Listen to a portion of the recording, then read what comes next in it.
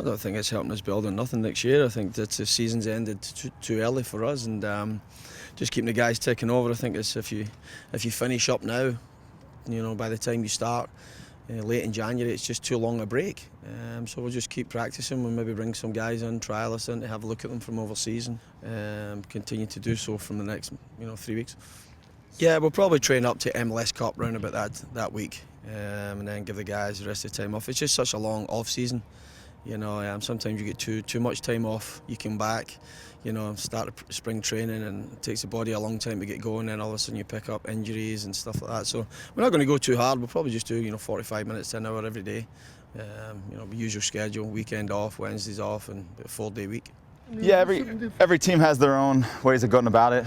In Kansas City we would train, for the first few weeks. The reality of it is these other teams that are in the playoffs are still training and continue to get good work in. So I think it makes sense to stay around for a little bit and make sure you stay sharp to shorten up that off season a little bit and make guys, stay fit as you can, because for the first few weeks off season, obviously you need to rest your legs and take a breather, because it is a very long season.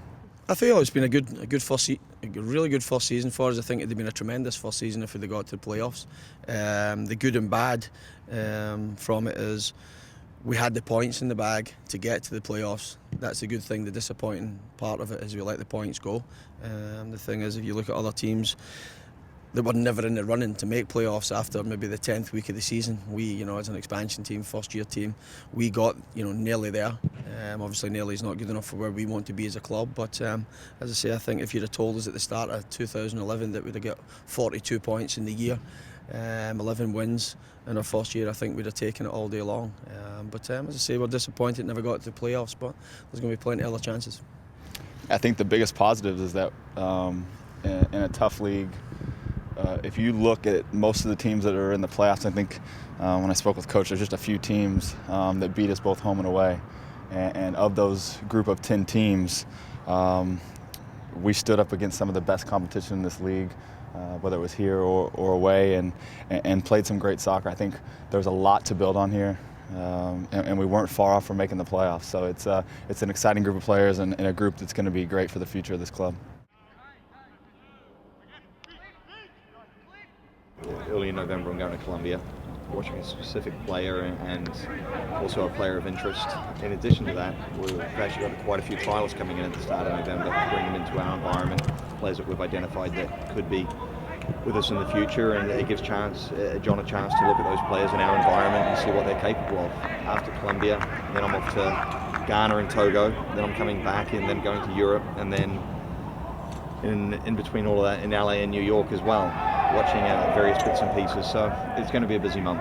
We've just looked at it as far as we've brought over 2 Colombians. We think that they're great players, and we think highly of them as people, and their ambition in this organisation is to succeed and win a championship. I think Colombia is something that we have some great relationships there. We've seen that the Colombians can be very, very successful in this league, and successful in a short period of time. We brought Diego Chara and Jorge Palazzo in thinking it may take 6 months, maybe a year to settle, and they've settled a lot quicker. So the expectation now is maybe we'll sign 1 more, maybe 2 more, and look at a couple of nationalities instead of having players from all over the world. Just look to get the most out of certain pockets. No, the philosophy definitely doesn't change. You've got Jack Jewsbury, you've got Troy Perkins. They give you a lot of seniority within the squad. I think maturity as a professional athlete, there's a number of professional games under your belt, and having a young team, you can still have a young team the following year with Khalif, with Darlington Nagbe, with Sal Zizo, with some of those younger players actually getting more games under their belt. Even with a player like Jake Gleason, he's matured. He's matured because he's been in this environment, he's played a couple of games, and he's learnt from those experiences. And I think as we continue to build this squad, the philosophy definitely will not change. We'll have a young athletic team who will continue to work hard on a day-to-day basis and hopefully improve in the standings next year. Yeah, none of it frustrating, none of it whatsoever. I think challenging.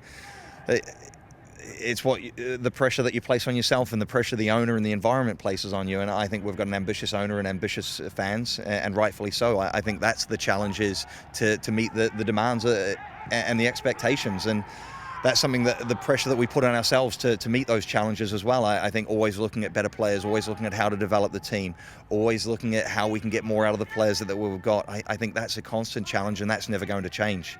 As far as the other challenges, finding and acquiring good players will continue to be a challenge, and when you've found them, fitting them into the budget structure and getting them into the league will continue to be a challenge. That's not going to change.